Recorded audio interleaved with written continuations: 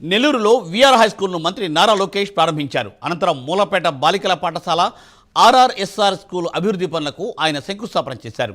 మంత్రి నారాయణ కుమార్తె ఆధ్వర్యంలో విఆర్ హై స్కూల్ను ఆధునీకరించారు. ఈ స్కూల్ను లోకేష్ పునఃప్రారంభించారు.